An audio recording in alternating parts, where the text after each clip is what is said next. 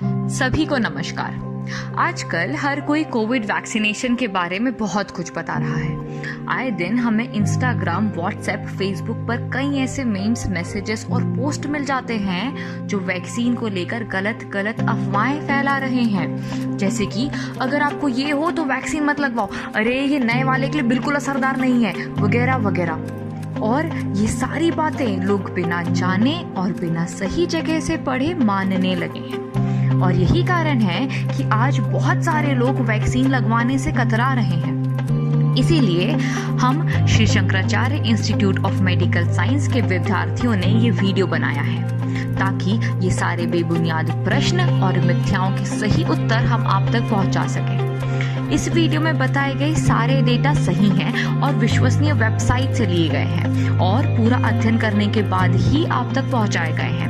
तो अगर आपको कोविड वैक्सीन को लेकर कोई भी शंका हो तो इस वीडियो को अंत तक पूरा जरूर देखें।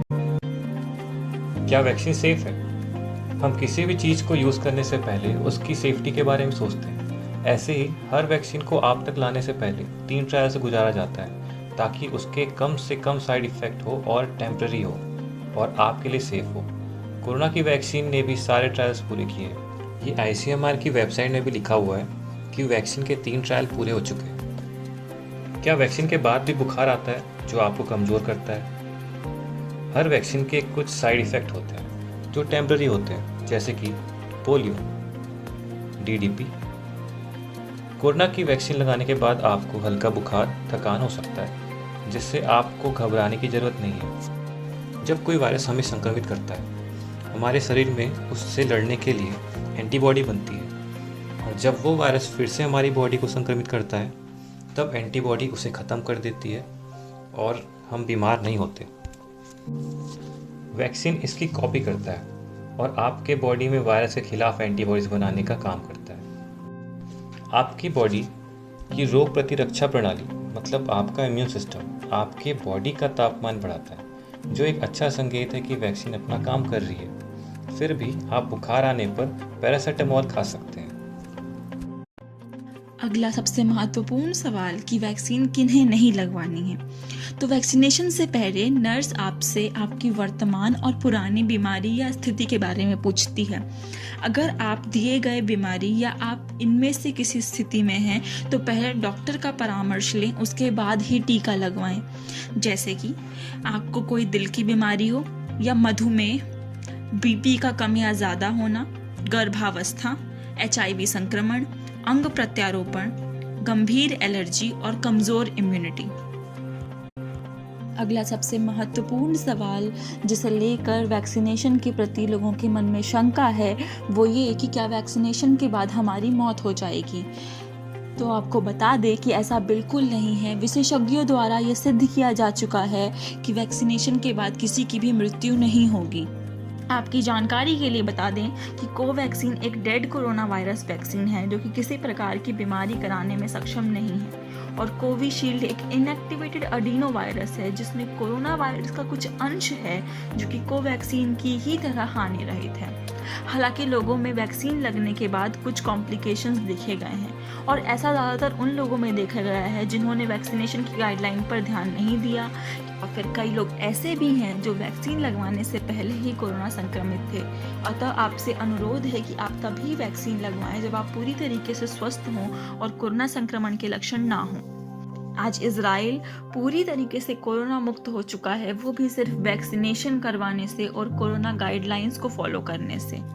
लोगों में इस बात का भी डर है कि अगर हम वैक्सीनेशन सेंटर गए और वहाँ से कोरोना हो गया तो आपको बता दें कि जब तक कोरोना से लड़ने के दिशा निर्देश का आप पालन कर रहे हैं तब तक आपको कोरोना होने की संभावना नहीं है। क्या वैक्सीनेशन के बाद भी कोरोना हो सकता है? जी हाँ, आपको वैक्सीन की दोनों डोज लगने के बाद भी कोरोना हो सकता है, पर क्योंकि वैक्सीन आपके शरीर को वायरस से लड़ने की शक्ति देता है, इसी वजह से यह आपकी बीमारी की गंभीरता को कम कर देता है।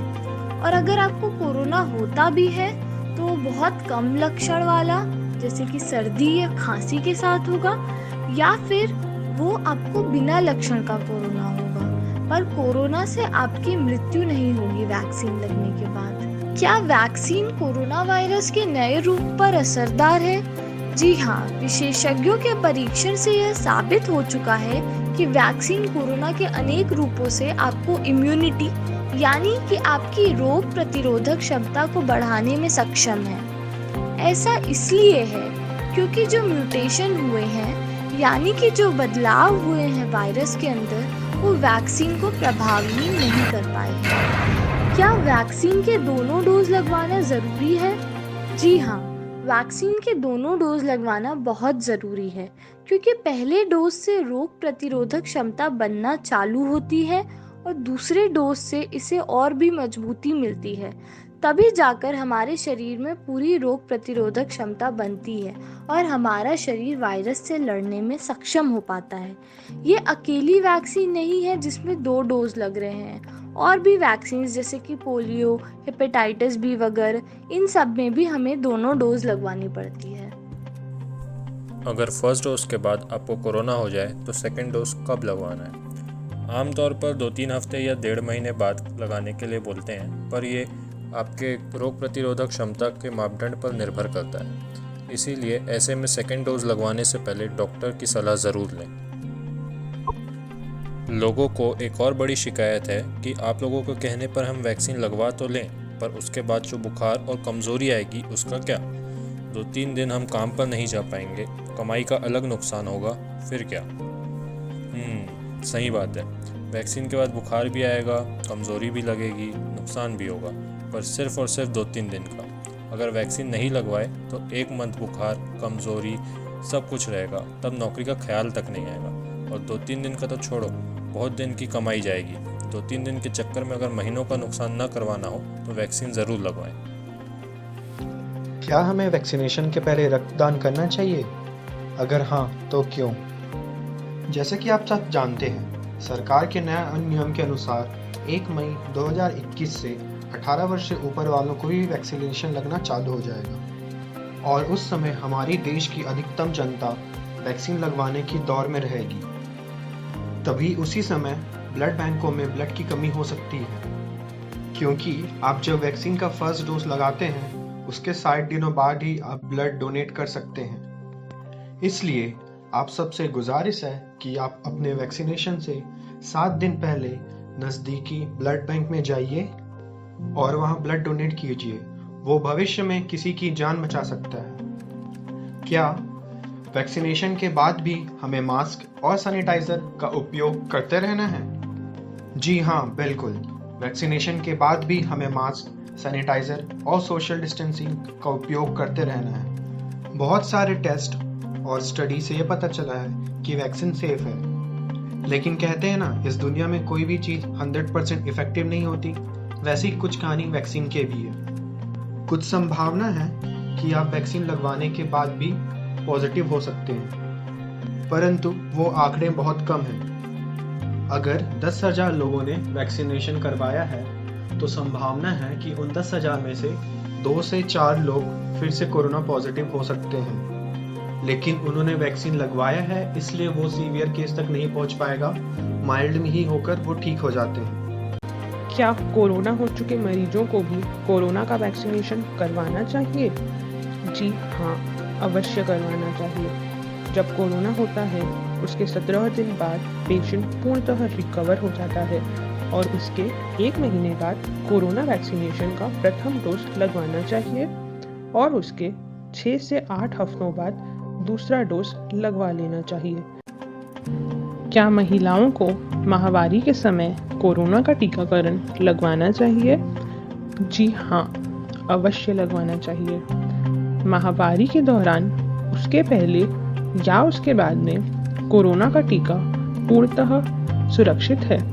माहवारी के कारण इम्यूनिटी पर कोई फर्क नहीं पड़ता। इस बारे में बहुत सी भ्रांतियाँ, अफवाहें चल रही है। उनमें से एक अफवाह यह भी है कि महिलाओं के टीकाकरण से आगे बच्चा होने में परेशानी होती है। यह पूर्णतः असत्य है। महिलाओं को गर्भ करने में आगे कोई भी तकलीफ नहीं होती। तो ये हमारा एक छोटा सा प्रयास था आप सभी के वैक्सीन से जुड़े भ्रम को दूर करने के लिए। और हाँ, एक और ज़रूरी बात, हम किसी राजनीतिक पार्टी के नहीं हैं। हाँ, ये बात बताना इसलिए ज़रूरी था क्योंकि कुछ लोग ये बोल रहे हैं कि हम बीजेपी की वैक्सीन नहीं लगवाएंगे। तो हम बता दें, ये वैक्सीन ना बीजेपी की है ना कांग्रेस की है, ये वैक्सीन भारत बायोटेक कंपनी की है। ये किसी नेता ने नहीं, साइंटिस्ट ने बनाई है ताकि हम सब कोविड-19 से बच सकें। आज इस महामारी के दौर में हमारे सारे सीनियर डॉक्टर पूरी निष्ठा से कोविड-19 के मरीजों का इलाज करने में लगे हैं। तो ये हमारा कर्तव्य था कि हम आप सभी तक वैक्सीनेशन के बारे में सही जानकारी पहुंचा सकें। आप सभी से पहले ये वैक्सीन हमारे सीनियर डॉक्टर्स ने लगवाई है, हमारे पूरे मेडिकल स्टाफ ने लगवाई है और हम मेडिकल में पढ़ने वाले बच्चों ने भी यही वैक्सीन लगाई है। तभी हम दावे के साथ कह सकते हैं कि ये वैक्सीन पूरी तरीके से सुरक्षित है, आप लोगों की भलाई के लिए है। तो आप अपने मन से सारी शंकाएं हटा दें और अपने पास के वैक्सीनेशन सेंटर पर जाकर जल्द से जल्द वैक्सीन लगाएं। और हाँ, अगर इसके अलावा आपके मन में कोई भी शंका रह गई हो तो हमें ज़रूर बताएं। हम वैक्सीन से जुड़ी सही जानकारी आप तक ज़रूर पहुंचाएंगे। और इस वीडियो को ज़्यादा से ज़्यादा शेयर करें ताकि ज़्यादा से ज़्यादा लोग वैक्सीन के बारे में सही जानकारी पा सकें। जय हिंद, जय भारत।